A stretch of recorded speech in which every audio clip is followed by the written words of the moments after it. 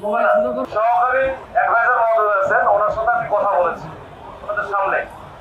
তো দুইটা জিনিস স্যার আমারে দিয়েছে, যে একটা হচ্ছে এনআইআর, যেটা এর আগে কথা ছিল এই ব্যবসায়িক নেতৃবৃন্দের সাথে বসেছিল, ওই সময় যে কথা দিয়েছিল যে 3 মাসের মধ্যে এটা অ্যাক্টিভ হবে না, 3 মাস এটা বন্ধ থাকবে, বন্ধ।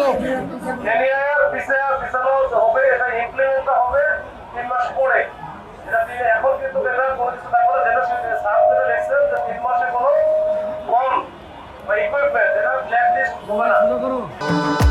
ভবিষ্যৎ হোক নিরাপদ, বিনিয়োগ হোক বিশ্বস্ত, আর আমার পছন্দ সল্ট বে। ওয়েলকাম টু সল্ট বে। আর স্টক লট বৈধ হবে, যদি স্টক লট থাকে সেগুলো কি হবে, বৈধ হবে। এইটার ব্যাপারে এটা বিক্রি করতে পারবেন, সবকিছু করতে পারবেন।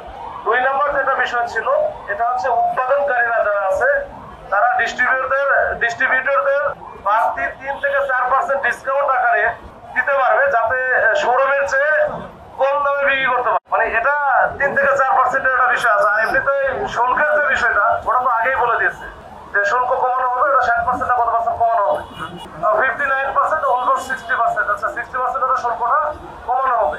এর বাইরে যে দুটো বললাম, এই দুটো বলেছে এই দুইটা 3 মাসের মধ্যে কিন্তু এটা কার্যকর হচ্ছে না, এই 3 মাস পরে হবে। তো এইটা মানে অনেকের মধ্যে ভুল বোঝাবুঝি আছে। আচ্ছা, এই হচ্ছে এই দুইটা বিষয় একটু ক্লিয়ার করার জন্য আরেকবার আমি আসলাম।